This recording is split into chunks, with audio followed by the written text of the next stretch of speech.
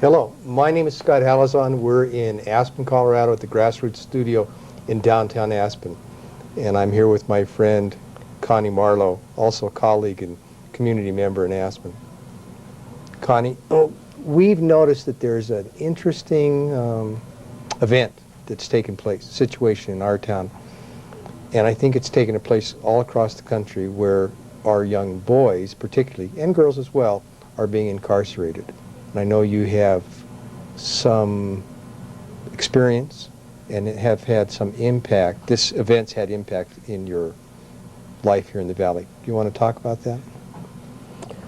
Well, as a mother of 3 children and a 14-year-old boy, I have a lot of concerns about that. And I've also, as a mother, I've been kind of studying human nature from the day my first child was born 20 years ago. And I've really come to understand that human nature and man-made law are oftentimes in conflict with each other. Mm-hmm. I feel that our systems and our child-rearing practices do not honor human nature. And we have a lack of understanding of actually the nature of the universe and human nature. So how does that come that we're in this modern world and we have a conflict between natural law and man-made law? In my opinion, there's a dichotomy that exists between we roll along in our lives measuring our behavior and the behavior of others by a standard which I call the Donna Reed or Leave It to Beaver standard. We all wear this mask of what we think should be good or what should be correct, and yet at the same time we revere outlaws. Ladies love outlaws, and we revere this kind of bad boy sort of place. So to me, this produces a conflict. It produces a sense of being out of control, and the result is we start to codify our behavior. We start to codify our laws. We start to try and define our behavior to get this in control, these two aspects of how we are in the world.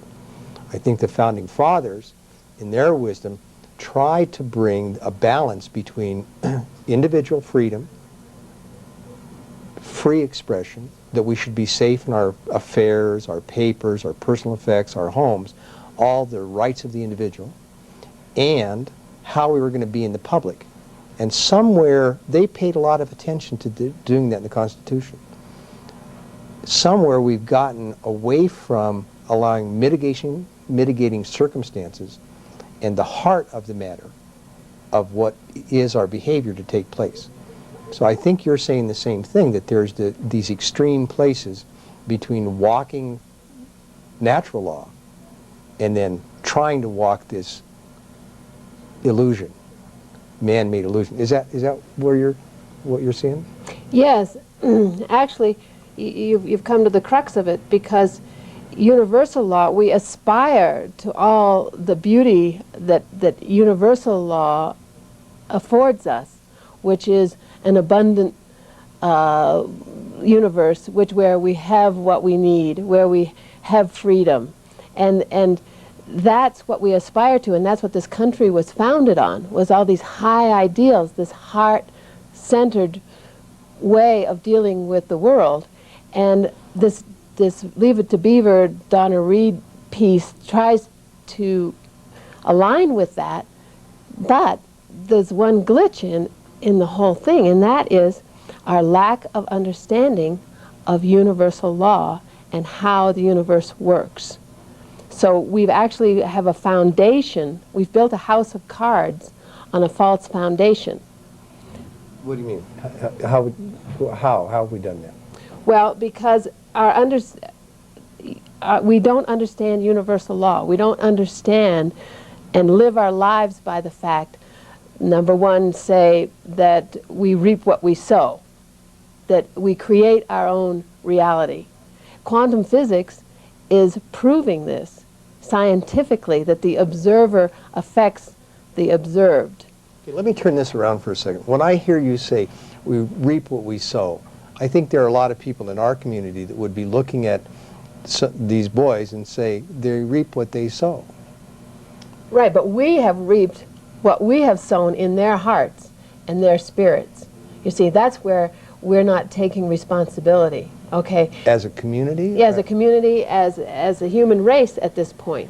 Because we have created, with our doubt, with our lack of understanding of the beauty of the human heart, human nature, of the fact that we are divine beings that came to this planet to walk in perfect balance and perfect beauty, bringing our unique gift to the society, to the world. Instead, when a child is born, it is assumed to be an empty slate that has to be taught to be good and to be okay and to fit in.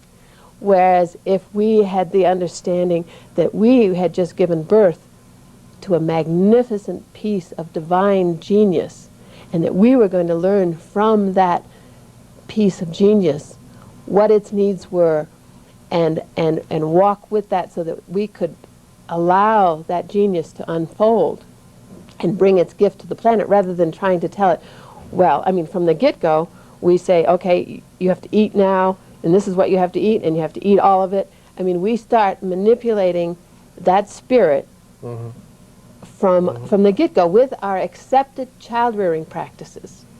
And it's my opinion that from birth, when we put that baby in a bassinet by itself, which is accepted child-rearing practice, that we have started the alienation of that child from its spirit, from its heart. It begins to close down and shut off and protect itself.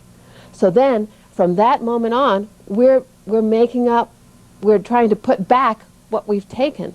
And we've taken something so crucial that you can't put it back. And so we talk about self-esteem. We have to, someone needs self-esteem. Well, we've taken it away from the get-go. So now we see our boys and our men in particular, because I feel the male heart in particular is violated, because I feel the male heart is a hugely soft, sensitive, loving, nurturing entity, and that the male is even more violated from birth than the female.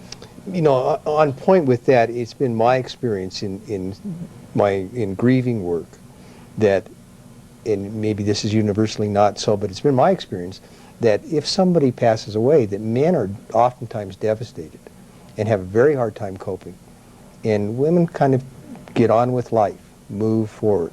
And it's a place where I think in our society, the sensitivity of the man's heart is not given a place to exercise that expression or to really fully be appreciated for that capacity.